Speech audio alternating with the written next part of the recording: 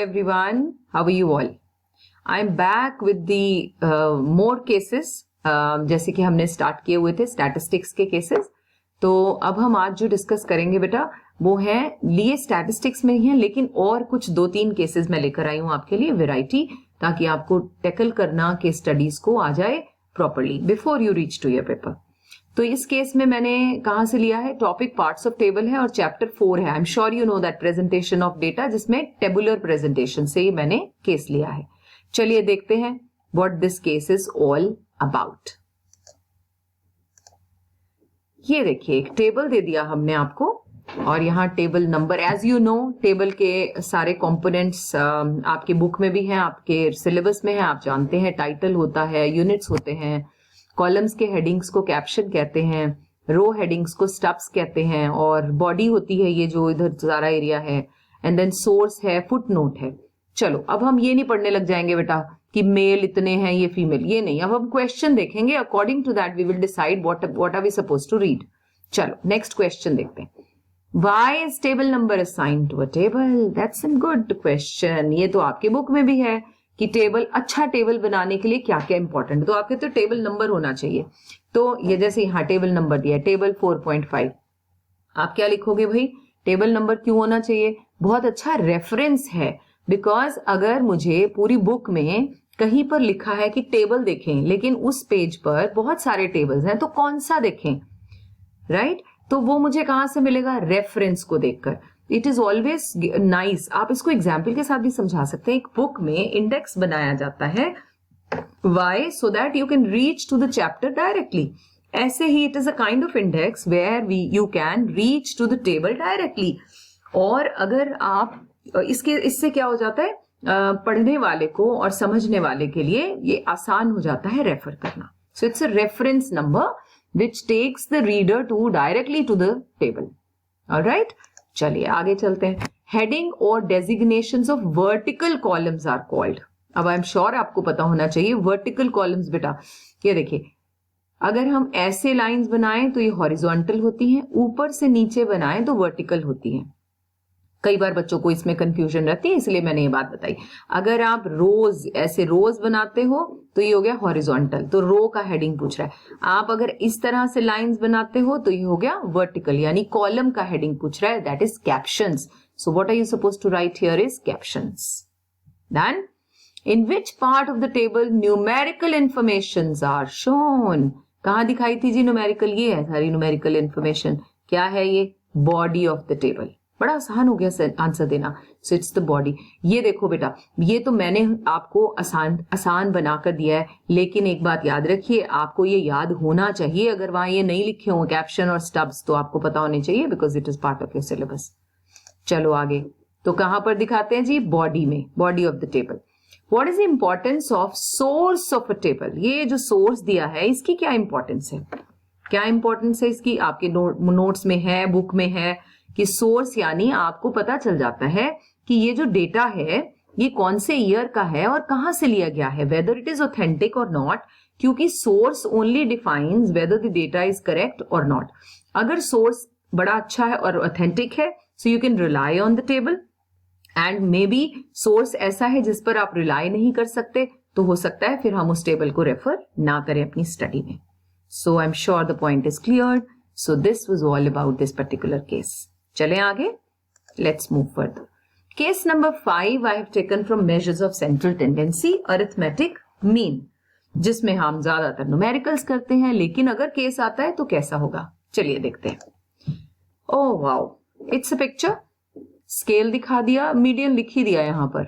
चलो कोई बात नहीं, ये यहां दिखा दिया जी, ये 30, इसकी हाइट इतनी थी, फिर इतना हो गया, इतना हो गया. ये अलग अलग बंदों की हाइट दिखा दी. चलो ठीक है, क्या पूछ रहे हैं देखें. Calculate arithmetic mean from the above diagram. देखो जी, अब इनकी मीन बताएं. तो मीन आई एम श्योर आपको पता होगा बेटे. मीन का फॉर्मूला आपको याद है, याद रखना होगा. You have to write mean in individual series is sigma x upon number of items. What is sigma x here is, इन सारी आइटम्स को ऐड कर दीजिए, मिल जाएगा आपको. इन सबको ऐड कर दिया और इसे किससे डिवाइड कर दोगे? नंबर से. कितने लोग हैं ये? 1 2 3 4 5 6 7 8 9. and divide them the number with 9, you will get your mean. So you may get such kind of questions. All right, चलिए, okay, let me just erase this. All right, चलते हैं आगे. Find out the median value. ये by chance मुझे लगता है यहाँ print हो गया, या फिर ऐसे भी हो सकता है लिखा है लेकिन दे आर आस्किंग कि आप एक प्रॉपर मेथड से बताएं, ये भी हो सकता है. तो मीडियन का फॉर्मूला क्या होता है बच्चों? ये कौन सी सीरीज है? इंडिविजुअल. इंडिविजुअल सीरीज में होता है n+1/2th टर्म. सो पूरा लिख दिया आपने. फिर n क्या है? Number of items. कितनी थी अभी हमने काउंट की है? 9+1/2 यानी 5th टर्म. अब आपको ये ध्यान रखना है कि अरेंज्ड हो ये, क्योंकि सबसे पहली चीज मीडियन में अरेंजमेंट है. तो पांचवी कौन सी है? 1, 2, 3, 4 and 5. That is why the median is 62. अब आप सीधा 62 यहां से कॉपी करोगे तो आपको टीचर यहां मार्क्स काट देगी, क्योंकि आप उसे प्रॉपर मेथड नहीं बता रहे. अच्छा, वहां क्वेश्चन है या नहीं पता नहीं, लेकिन आपको अगर मैं पूछूं कि इस टेबल से आप मोड डिराइव करो, can you do that? Mode is repeated occurrence. याद है आप सबको? रिपीटेड अकरेंस यानी कोई नंबर बार बार अगर रिपीट हुआ है, अगर ज्यादा बार हुआ तो वही नंबर मोड होता है. तो देखिए कौन सा नंबर हुआ है? 67 is repeated 2 times. So mode is going to be 67. Clear? चलो आगे देखते हैं. All right, let me just erase this so that I can get a clear screen. All right, which method is used to calculate what? इसका मतलब है formula. और यहां ये भी पूछ रहा है कौन सा मेथड अडॉप्ट किया जाता है. बोलो जी, मीन एवरेज निकालने के लिए यूज की जाती है. ये देखो, ये which method is used to calculate what. तो बोलो जी, मीन जो होती है, मैं हमेशा पढ़ाते हुए बताती हूं, एवरेज के लिए होती है. मीडियन किसके लिए? ये पोजिशनल वैल्यू बताती है हमें. मिडल वैल्यू, मिडल पॉइंट या मिडल नंबर. और मोड क्या बताता है? अभी मैंने पीछे लिखा था, इट इज रिपीटेड अकरेंस. कितनी बार रिपीट हुआ वो नंबर ये बताता है. तो आप ये तीनों लिख दीजिएगा. Calculate range of height from the above data. वैसे तो रेंज आपके उससे निकल गया है सिलेबस से, बट बेटे रेंज क्या होती है? इट्स समथिंग लाइक आप कहीं शॉपिंग के लिए जाते हो, कहते हैं आप कितने का लेना चाहते हो सामान, तो आपने कहा जी 5000 तक. आप ना 4-5 हजार के बीच में दिखाओ. मिनिमम इतना, मैक्सिमम इतना, यही होती है ना बेटा रेंज. तो बस आपके यहां भी रेंज के highest value minus lowest value.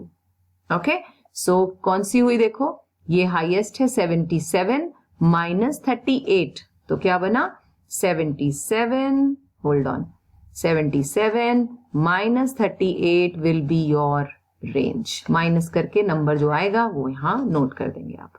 Clear हो गया राजे? सो दिस, इस तरह के क्वेश्चंस आप एक्सपेक्ट कर सकते हैं. हाँ, ये पिक्चर सी बनाकर आपको वो पूछ सकते हैं कि इसके कैलकुलेशन करके दिखाएं. तो न्यूमेरिकल क्वेश्चंस भी हो सकते हैं. Let us move further. Yes, case number 6, correlation chapter I picked it up from. Types of correlation. चलिए देखते हैं क्या है.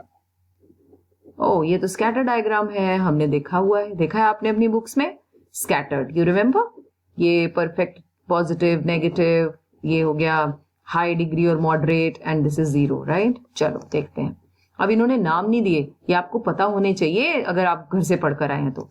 First question, if all the points lie on a straight line. देखो, अगर इतना सारा मटेरियल लिखा हो ना तो पढ़ के कंफ्यूजन होना बड़ा ही स्वाभाविक है. तो क्या करना है? All points lie on number 1 straight line, negative slope. तो कोरिलेशन बताओ. तो वो कहती, ये क्वेश्चन कह रहा है कि सारे जो हैं वो नेगेटिव स्लोप में बट स्ट्रेट लाइन में आ रहे हैं पॉइंट्स, इस तरह से. तो आपको पीछे देखा था आपने, ये थे ये स्ट्रेट लाइन नीचे. तो ये मैंने क्या नाम बताया था अभी आपको? ये है परफेक्ट नेगेटिव. ठीक है, परफेक्ट नेगेटिव, क्योंकि बिल्कुल एग्जैक्ट लाइन में है. बच्चों ये कौन सा है? याद है? Perfect positive. आप इसे हाई पॉजिटिव कह सकते हो, क्योंकि बिल्कुल परफेक्ट लाइन नहीं है, स्कैटर्ड है. ये होगा high negative correlation. This is 0 correlation. पहले तो आपको ये पता हो. अब वो इसको पूछ रहे हैं क्वेश्चन नंबर 1 में, तो ये आप लिख दोगे जी, answer will be perfect negative correlation. चलो आगे चले. What all the points of scatter diagram, what all the points of scatter diagram cluster around a straight line. एक स्ट्रेट लाइन के आसपास हैं बट ऊपर जा रहे हैं. तो ऊपर की तरफ जा रहे हैं लेकिन सीधे नहीं हैं, इस तरह से ऊपर है. तो पॉजिटिव हो गया क्योंकि ऊपर जा रहे हैं, स्कैटर हैं तो हाई पॉजिटिव। बच्चे समझ में आया? ये देखो, ये ऊपर जा रहे हैं बट क्लस्टर्ड हैं। When it is clustered, so what are you going to say? It is high positive correlation. चलो आगे चलें। All right, draw scatter diagram showing zero correlation. ये क्यों कह रहा है? क्योंकि आपको उसने पीछे नाम नहीं लिखे और बताया नहीं हमें जीरो कौन सा है, तो आपको ये वाला डायग्राम ड्रॉ करना है अपने पेपर में। डन? चलो आगे। What is the nature of correlation when value of r is +1? +1, हाँ, अब आपको नंबर्स भी पता होने चाहिए, यानी डिग्रीज का जो आपको टेबल पढ़ाया जाता है वो आपको याद होना चाहिए। तो +1 का मतलब होता है परफेक्ट पॉजिटिव कोरिलेशन। तो आप क्या लिखेंगे? आप कहेंगे it is going to be, when the answer is +1, it is going to be perfect positive correlation. मुझे नहीं लगता आपको अभी किसी भी तरह की कोई प्रॉब्लम होगी इसमें। इसके किसी भी टाइप के क्वेश्चन आ जाएं, आप उसे बड़े ही आसानी से कर पाएंगे। Okay, so this was all about this video, and next I will cover next cases. Bye bye, take care.